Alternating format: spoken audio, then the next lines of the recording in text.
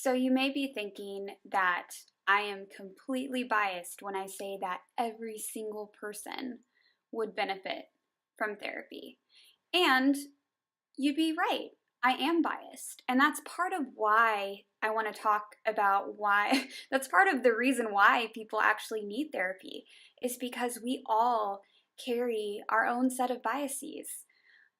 I would like to think that even for myself and knowing all the things I do from all of the years of training and working with people, that I wouldn't deceive myself or lie to myself. But the truth of the matter is that we all deceive and lie to ourselves in different ways and for different reasons, depending on what is really painful for us to process and accept and see in ourselves. And the tricky part is, for the most of us, we don't even see it. It's not like we're like, hey, I'm going to intentionally be deceptive or lie to myself about this thing because I know this truth about myself. But the fact of the matter is, we all have things that we subconsciously are avoiding about ourselves that keep us from living life in a way that is really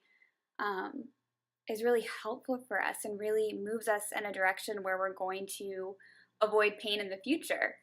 It's kind of like that person you see that continuously goes in and out of a relationship, but it seems like she's dating the same guy. He just has different hair and maybe different glasses, and he looks a little different, maybe a kind of different situation, but the way that he treats that person is exactly the same.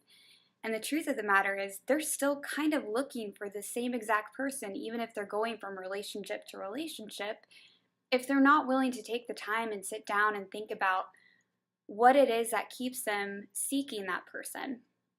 So anyway, I'm here to say that we are all what I would call honest liars, which I actually, this concept came from a TED Talk that I will link to, and it's just such a powerful concept that we all intend to be honest, but unfortunately, because of our humanity and because of what we call cognitive distortions in the psychology world, which is essentially a jargon for how we can kind of see things in extremes and distort it. We don't see things completely honestly. We don't see reality as it really is.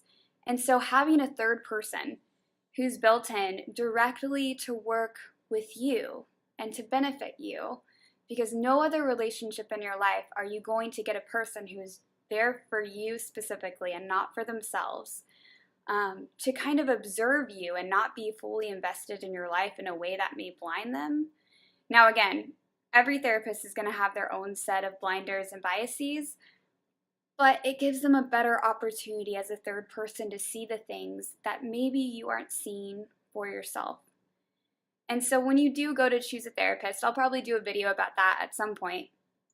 Try to find somebody who speaks in a way where you can absorb the truth, because the other piece of this is, even when we're faced with the truth, sometimes because of the way that it's delivered, we don't always absorb it. And that doesn't get us really anywhere either.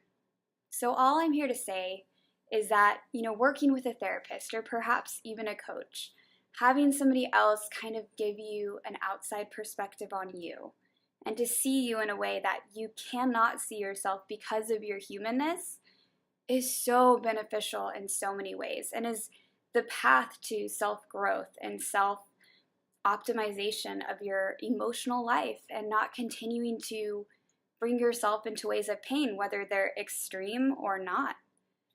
And so I encourage all people to try out coaching or therapy at some point in their life. And I fully believe that it is for everyone, and realize that I am completely biased in that.